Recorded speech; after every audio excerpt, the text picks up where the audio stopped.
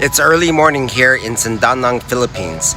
Last night was night 3 of our evangelistic campaign, and we took a journey 2,600 years back in time into a dream that's still shaping the world right now. Daniel's prophecy in chapter 2 isn't just history, it's hope. But almost 99% of the people who came last night never heard or read that story in the Bible, and it blew their minds.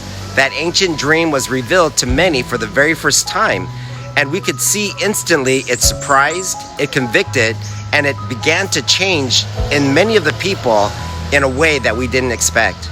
In 55 minutes, we proved that there is a God in heaven, that God controls the rise and fall of empires and world events that impact his people, and that the Bible is from God. Earlier, I had the privilege of speaking again on day 2 to students at Philippine Adventist College, many who've recently experienced loss or grief. Our focus, how to find peace when life falls apart. I shared that they can find peace when they build a connection with Jesus. Again, later that night, I preached a powerful truth. Nations rise and fall, kingdoms crumble, but God's kingdom will never be destroyed. And that truth brought comfort like nothing else. Because here in the Philippines, there's a lot of controversy with present and past governments. Meanwhile, in the children's program, we had our own little Daniels. I asked the kids to retell the prophecy that they heard that night, and they had me laughing out loud. One little kid said that the statue's legs were made of spicy noodles, and another claimed that the stone that smashed the statue was a flying mango sent from heaven. It was so hilarious, but they got it. Even the youngest among us are learning that God wins.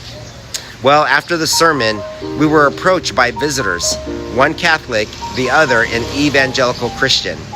And they asked hard questions. Why should I be baptized again? Isn't one moment of faith enough? You know, these are honest questions, and we welcome them with open hearts. Because the gospel is never afraid of questions. It actually invites them. Truth isn't threatened. Truth transforms, just like Daniel reminds us that the world is spinning out of control, but God is still there for us. It's moving according to a plan, God's plan. And in a time when headlines are scary and the future feels very uncertain, there's real comfort in knowing that the rock cut without hands, Jesus himself, will soon establish a kingdom that will never fail. That's not just prophecy, that's hope. So let me ask you, what gives you hope for the future? Drop it in the comments. I'd love to hear what anchors your faith, and maybe I can share your story with the hundreds here in Zamboanga Peninsula, Philippines. And don't forget to subscribe to follow every night this life-changing mission across the Philippines.